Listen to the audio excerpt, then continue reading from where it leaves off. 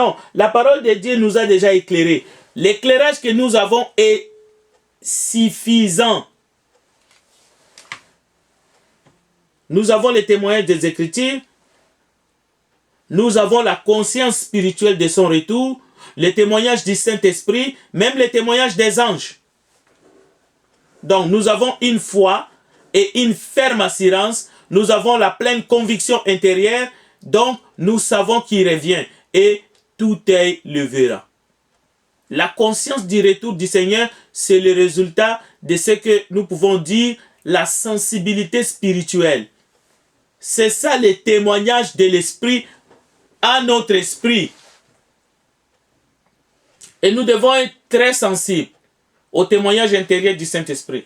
Parce que le Saint-Esprit témoigne à notre esprit que nous sommes enfants de Dieu. Donc le Saint-Esprit est un témoin qui rend témoignage à notre esprit, à notre cœur, à notre conscience, à notre esprit de plusieurs choses.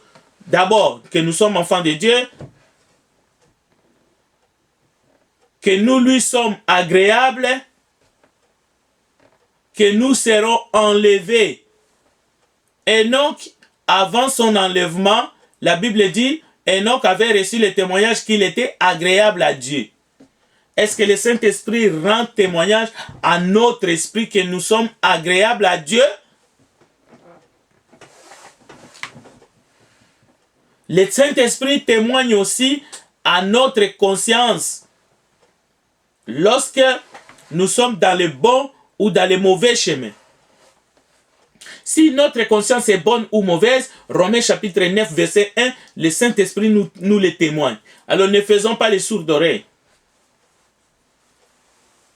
Je dis la vérité en Christ, je ne mens point. Ma conscience m'a rendu témoignage par le Saint-Esprit.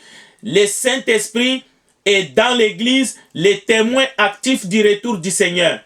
Écoutez bien Apocalypse chapitre 22, verset 17. L'Esprit et l'épouse disent viens. Et que celui qui attend dise viens. En ce qui concerne l'avènement de notre Seigneur Jésus-Christ, notre union avec lui, nous n'attendons pas un avènement seulement, nous attendons quelqu'un. Voilà l'explication finale. Hein? Nous n'attendons pas un avènement, un événement. Oui, il y en a qui croient au retour de Jésus comme un événement. Quelque chose va se passer dans le monde, nous allons voir une étoile filante, tout sera spirituel, on ne comprendra pas réellement, et puis nous serons comme attirés comme un aimant, paf, ont disparu. Avec tous les films que nous avons, les vidéos bidons dans YouTube, enlèvement, on voit des gens comme s'ils sont attirés par des cordes et ils montent comme des oiseaux. Non, nous n'attendons pas un événement dans ce monde où les gens vont disparaître et puis les journalistes vont commencer à dire dans les chaînes de radio, Radio-Canada, RFI, Radio France Inter, les gens ont disparu, un groupe de gens sont partis dans chaque pays, il y a des gens qui ont disparu. Écoutez, ce n'est pas l'Internet. Bon, nous attendons quelqu'un. Nous attendons un mari. Oui, nous attendons un homme. Le chef de l'église, le lion de la tribu de Juda. Pour notre mariage. Oui, les noces de l'agneau.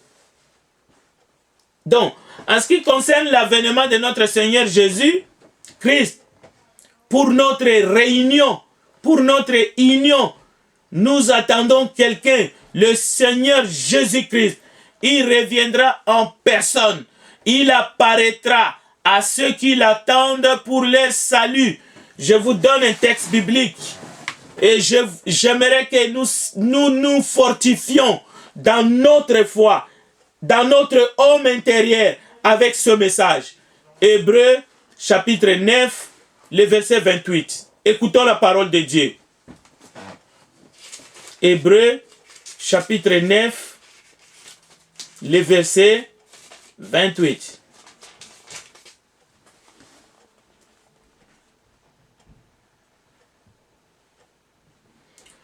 Je vais lire à partir du verset 25. Mais le verset clé, c'est le 28.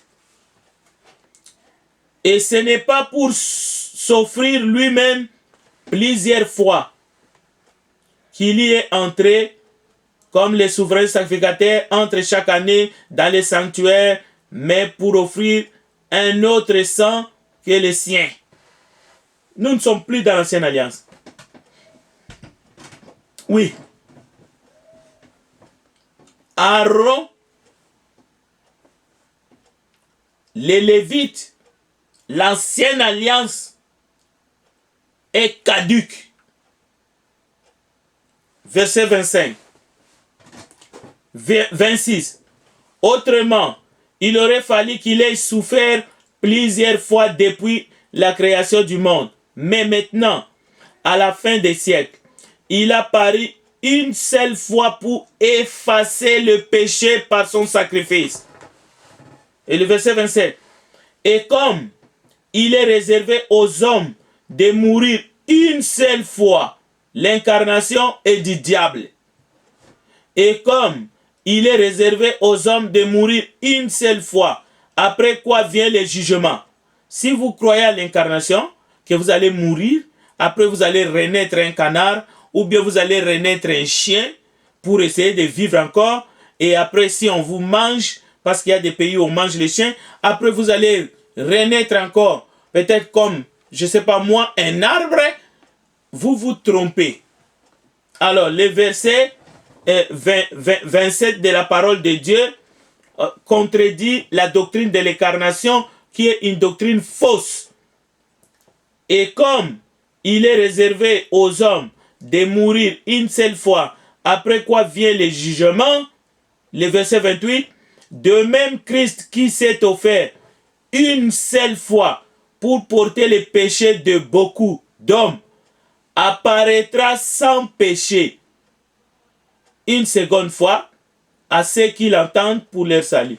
Donc, Jésus-Christ va apparaître comme avant.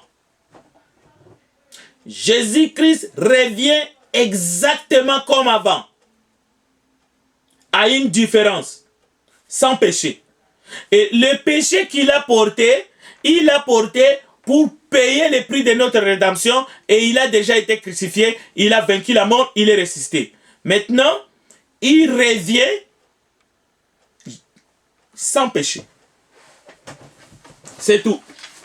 Alors notez bien, Hébreux chapitre 9, le verset 28. Donc, le retour de Jésus n'est pas une question de discussion. Ce n'est pas une question seulement spirituelle. C'est plutôt quelque chose de spirituel, mais de tangible. C'est une affaire de cœur, mais le retour du Seigneur fait partie des choses que Dieu a préparées pour ceux qui l'aiment.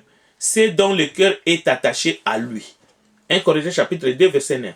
Mais tout est le verra, même ceux qui l'ont percé, ceux qui l'ont transpercé. Le Seigneur a promis la couronne de vie, l'héritage du royaume à ceux qui l'aiment. Donc, béni soit Dieu, le Père de notre Seigneur Jésus-Christ, qui selon sa grande miséricorde nous a régénérés pour une espérance vivante, par la résurrection de Jésus-Christ d'entre les morts, pour un héritage qui ne se peut ni corrompre, ni souiller, ni flétrir, lequel vous est réservé dans les cieux, à vous, qui par la puissance de Dieu êtes gardés par la foi pour le salut, prêts à être révélés dans les derniers temps. C'est là ce qui fait votre joie. Quoique maintenant, puisqu'il est faux, vous soyez attristés pour un peu de temps par diverses épreuves, telles que le Covid-19, afin que l'épreuve de votre foi, plus précieuse que l'or périssable, qui cependant est éprouvé par le feu, ait pour résultat la louange, la gloire et l'honneur, lorsque Jésus-Christ apparaîtra, lui que vous aimez sans l'avoir vu, en qui vous croyez sans le voir encore, vous réjouissant d'une joie ineffable et glorieuse, parce que vous obtiendrez le salut de vos âmes pour prix de votre foi. 1 Pierre chapitre 1, verset 3 et suivant. Chers frères, chères sœurs, chers bien-aimés, chers auditeurs, je crois que notre amour pour le Seigneur rend notre cœur sensible au témoignage du Saint-Esprit concernant la proximité de son amour, de son retour. Lui que vous aimez sans l'avoir vu, Jésus te demande, m'aimes-tu? Il a dit à Pierre, m'aimes-tu, Pierre, plus que ceci? Est-ce que vous attendez Jésus comme un mari, comme un fiancé, comme celui qui vient pour s'unir avec vous? Le retour de notre Seigneur Jésus se fera à l'œil nu.